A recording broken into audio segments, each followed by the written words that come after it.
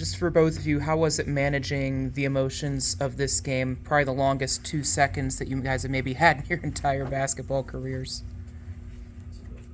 Um, it was crazy. It was crazy for sure.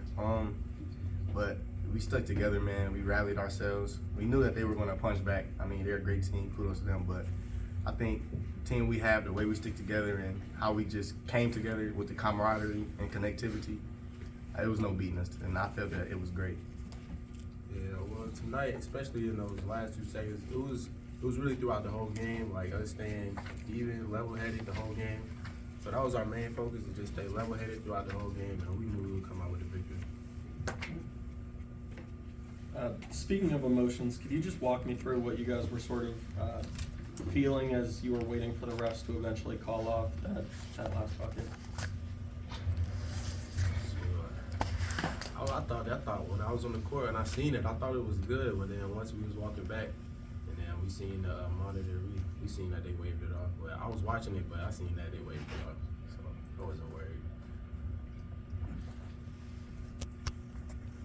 I know you guys are guards, but second half, Chad Vennon, who had 12 points on 66 shooting in the first half, was limited to just one field goal attempt in the first 14 minutes. But what was the defensive adjustments you guys made as a team to sort of slow him down? Trey Williams, just straight like that.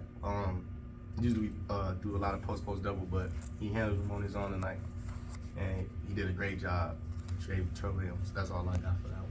Nah, that's the same thing. Trey, he held it down for the whole game, because we do mostly post double in all of our games. But this game, we just told him hold his ground. He told us he could guard it. And see the results. Kareem, this team was looking for a spark early, and you had that big and one play in the first half to get this going. Just how much has it kind of been that consistent, be the leader and leading by example, and that was another example of it? Just always being ready for my number to be called. Just going out there, and trying to do something to impact the game. It doesn't have to necessarily be scoring. If it's defending the best, locking up the best player, or getting a nice assist, whatever it takes to just get a spark, and get us going if we're playing with no energy. Kareem, how big does this win feel as far as momentum's concerned? You guys have won 3 straight.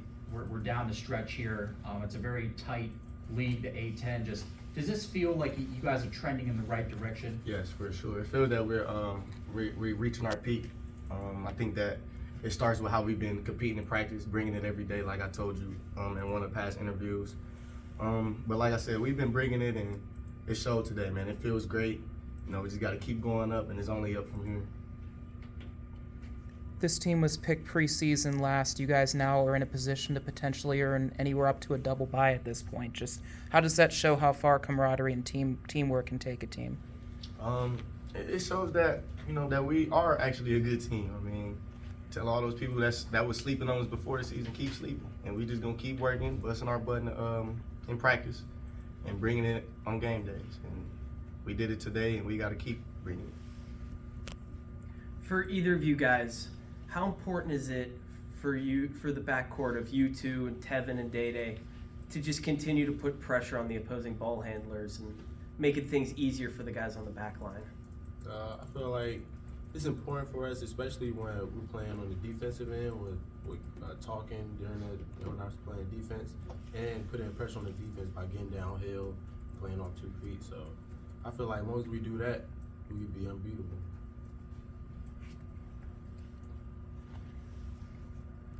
This was by you guys' standards a poor offensive performance, especially shooting the ball. But how does it feel the past couple of weeks that you guys be able to lean on your defense to avoid letting leads go larger than normal, especially after the early start when Savon was up double figures?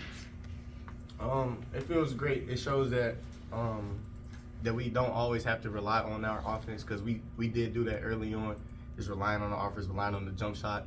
I think that now, we're starting to actually have fun playing defense. I mean, a few guys said it in the locker room the other day. So I just think that's what wins games. So if we continue to do that and talk like Trey said, I think we'll be in a good position to win any game that we play coming our way.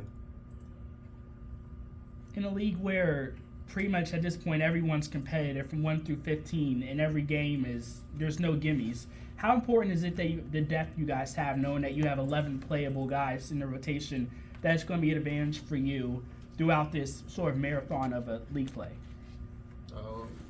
Well, us having 11 guys, that's us being deep, so we just tell everybody be ready to play because you never know when your number's called or somebody might get injured during the game.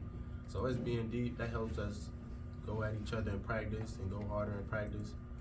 And some players even help with the scout, so I feel like all that plays a role into what we're doing today.